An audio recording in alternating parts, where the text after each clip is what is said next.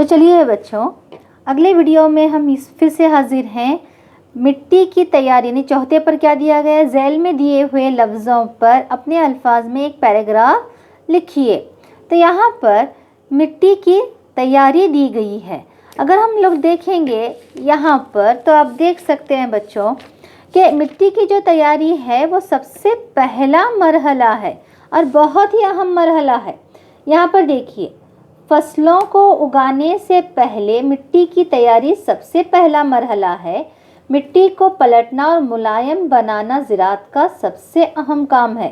اس سے جڑیں مٹی میں گہرائی تک جا سکتی ہیں۔ ڈھیلی یا ملائم مٹی کی وجہ سے گہرائی میں موجود جڑیں بھی آسانی سے سانس لے سکتی ہیں۔ تو اس کے علاوہ ہم یہاں پر پھر بڑھیں گے۔ ملائم مٹی میں رہنے والے کیچووں اور خرد عضووں کی نشو و نما میں معاون ہوتی ہے۔ تو یہاں پر اس کے علاوہ یہ عضوے کسانوں کے دوست ہیں کیونکہ مٹی کو مزید پلٹ کر ڈھیلا کر دیتے ہیں اور اس میں تراب یعنی ہیومس کی آمیزش کر دیتے ہیں بچوں۔ تو اب اگلا اس کو یہاں تک ہم لکھ لیتے ہیں۔ پھر اس کے بعد میں مٹی یہاں تک کیا ہو گیا، ہمارے سوال کا جواب ہو گیا۔ تو اگلا کیا ہے، اگلا والا کیا ہے دیکھتے ہیں۔ اگلا والا جو ہے وہ ہے بوائی، یعنی بیج بونے کا عمل۔ جیسا کہ ہم جانتے ہیں کہ بیج بونے کا جو عمل ہے وہ دوسرا مرحلہ ہے۔ جب کسان بیج بوتا ہے تو بیج کو تندرست بیج لینا ضروری ہوتا ہے۔ تو بیج بونا یعنی بوائی۔ تو یہاں پر بچوں آپ دیکھ سکتے ہیں کہ کیا ہے، یہ بوائی۔ بوائی میں کہاں لیں گے، بوائی پیداوار کا سب سے اہم حصہ ہے۔ بوائی سے پہلے اچھی کوالٹی کے بیجوں کا انتخاب کیا جاتا ہے۔ یہ اچھی قسم کے صاف اور صحت مند بیج ہوتے ہیں۔ کسان ان بیجوں کے استعمال کو ترجیح دیتے ہیں جن سے زیادہ پیداوار ہوتی ہے۔ یہاں تک ہم لکھ لیتے ہیں۔ پھر اس کے بعد میں بوائی کے لیے ہم کن طریقوں کا استعمال کرتے ہیں، روایتی اوزار کون کون سے ہیں اور ماڈرن یعنی جدید اوزار کون سے ہیں۔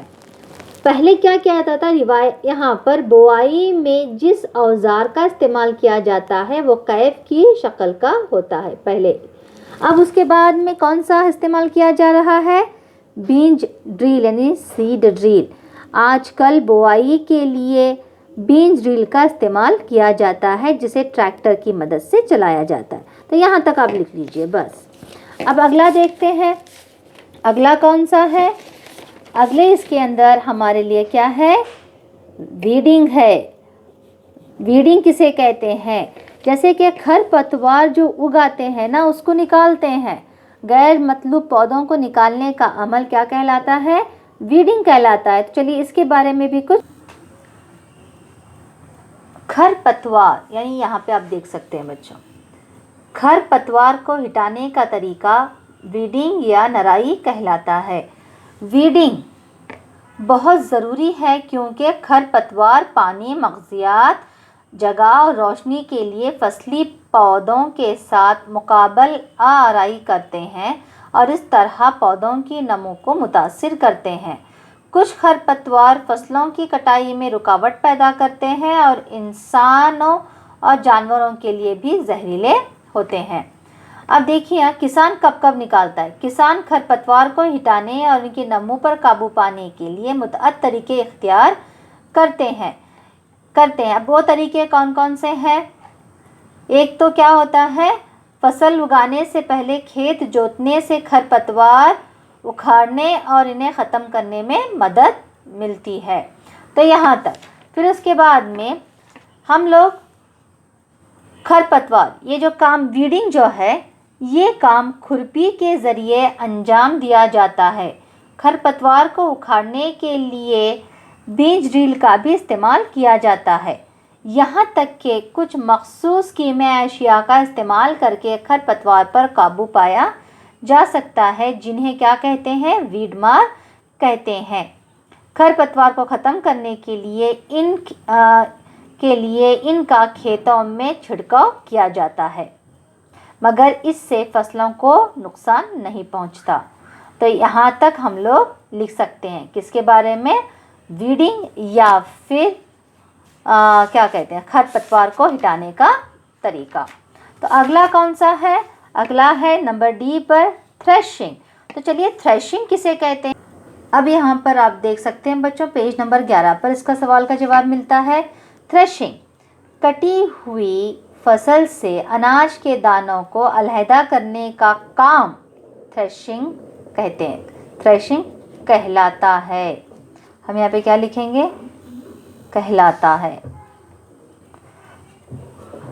یہ کام کمبائن مشین کے ذریعے انجام دیا جاتا ہے جو دراصل ہارویسٹر اور تھریشر کی مجموعی شکل ہے۔ بس اتنا ہی یہاں تک تھریشنگ کے بارے میں ہم لوگ لکھ پائیں گے۔ پھر اس کے بعد میں اگلا دیکھتے ہیں کہ اگلا سوال ہے، واضح کیجئے کہ فرٹیلائزر اور کھاد میں کیا فرق ہے۔ پیج نمبر 7 پر یہاں پہ ایک باکس یا پھر جدول دیا گیا ہے جس میں فرٹیلائزر اور کھاد میں فرق بتایا گیا ہے۔ تو یہاں پر سے لے کر یہاں تک ہم کس کے بارے میں لکھیں گے، فرٹیلائزر اور کھاد میں فرق واضح کر سکتے ہیں۔ اب دیکھیے اگلا سوال ہے، آب پاشی کیا ہے۔ آب پاشی کے ایسے 2 طریقے بیان کیجئے جن سے پانی کا تحفظ ہوتا ہے۔ آب پاشی بھی بہت ہی اہم مرحلہ ہے بچوں، یعنی وقتاً فوقتاً، یہاں پہ آپ دیکھ سکتے ہیں یہاں پہ کون سا ہے، پیج نمبر 8 پر، پیج نمبر 8 پہ آب پاشی، آب پاشی کسے کہتے ہیں، مختلف وقفوں سے فصل کو پانی دینے کا عمل آب پاشی کہلاتا ہے۔ آب پاشی کا وقت اور تعدد مختلف فصلوں کے لیے مختلف ہوتا ہے، یہ کچھ آپ کو یہاں پہ لکھنے کی ضرورت نہیں ہے۔ اب ایسے 2 نظام بتائیے جس سے پانی کا تحفظ ہوتا ہے، پانی کی بچت ہوتی ہے۔ تو یہاں پہ 2 ایسے جدید طریقے ہیں جس سے پانی کی حفاظت ہوتی ہے۔ ایک تو ہوتا ہے چھڑکاؤ کا نظام، یعنی اسپرنکل سسٹم۔ تو اس کے بارے میں ہمیں لکھنا ہے، یہ نظام ان جگہوں کے لیے مفید ہے جہاں زمین ہموار نہیں ہے اور پانی کی قلت ہے۔ عمودی پائپوں کے اور اوپر گھومنے والے نوزل لگے ہوتے ہیں۔ یہ پائپ مقررہ فاصلوں پر خاص پائپ سے منسلک رہتے ہیں۔ جب پمپ کے ذریعے پانی خاص پائپ لائن میں پہنچتا ہے تو یہ گھومتے ہوئے نوزل سے باہر نکل جاتا ہے، جس سے اس کا جو چھڑکاؤ ہے پمپ کے استعمال عام طور سے پانی کو کھینچنے میں کیا جاتا ہے۔ پمپ چلانے کے لیے ڈیزل، بایو گیس یا بجلی اور شمسی توانائی کا استعمال کیا جاتا ہے۔ اب دوسرا طریقہ کون سا ہے، ڈرپ نظام۔ اس نظام میں پانی بوند بوند کر کے پودوں کی جڑوں میں گرتا رہتا ہے، اس لیے اسے ڈرپ نظام کہتے ہیں۔ پھلدار اور باغیچوں اور درختوں کو پانی دینے کے لیے یہ سب سے اچھا طریقہ ہے۔ اس سے پودوں کو بوند بوند کر کے پانی حاصل ہوتا ہے، یہ لکھنے کی ضرورت نہیں ہے شکل۔ اس طریقے میں پانی بالکل ہی ضائع نہیں ہوتا اور پانی کی قلت والے علاقوں کے لیے نعمت ہے۔ تو ہم لوگ یہاں تک اس سوال کا جواب لکھیں گے۔ تو چلیے آگے بڑھتے ہیں۔ تو چلیے اگلے ویڈیو میں ہم لوگ سولو کریں گے 7واں، 8واں اور 9واں 10واں سوال اور آگے کے مرحلے۔ تب تک کے لیے پڑھتے رہیے اور اس کو اپنے نوٹ بک میں درج کیجیے۔ خدا حافظ۔